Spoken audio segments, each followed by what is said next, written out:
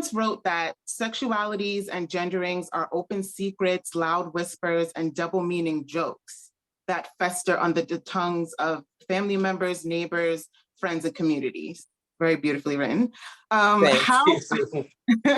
How are gender identity and sexuality, you think, represented in the arts, especially music, and how and why is expression so vital, in the Garifuna community? Yeah, I mean, I would want to say that, a couple of things come to mind. I think expression in arts allows for the fluidity of gender and sexuality to have a strong range.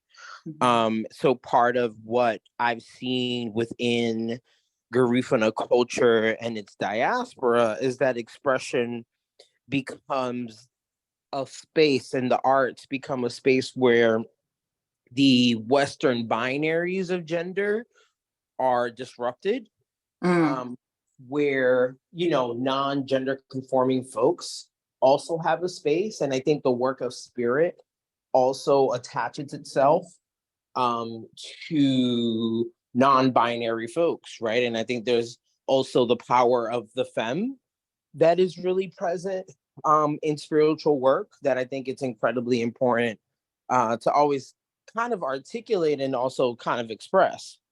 Right. Right. And with different sexualities and genders specifically, how do you see that through the arts? Like, is there a particular art form that comes to mind, or a particular form of expression? Yeah, I mean, I would say I see it a lot in punta. I see it a lot in different forms of Garifuna dance. But I also see it in expressions of Garifuna spirituality, right? When the ancestors are in a certain space, their ancestral knowledge attaches itself to much more femme-oriented bodies. So I see that, spirit possession or ancestral possession is much more open to less masculine, rigid figures. And that's where I also see the femme having its full autonomy and ability. Oh, wow. I didn't even know that. So that's actually really interesting. So, I mean, because some of the examples that we have, like the Wanaragua, like where the men dance and the women sing, and then the Abe Mahani, is that how you pronounce it? Yeah, Abe Mahani songs are only sung by women. So, and then the Dugu, of course, that's like, we found out the most important religious, spiritual ceremony. What is the historical significance and reason behind the separation of gender in those ceremonies? And do you see a correlation between gender roles in the community and then, these roles? Well, I mean, I think in those specific kind of Garifuna expressive arts is that you see the drumming happening only through men. And women are the ones who open up the space for ancestral presence. So that's the gender divide. But I also think it's interesting to see when those configurations are not necessarily present. So in other words, there are times where there are Garifuna women drumming, right?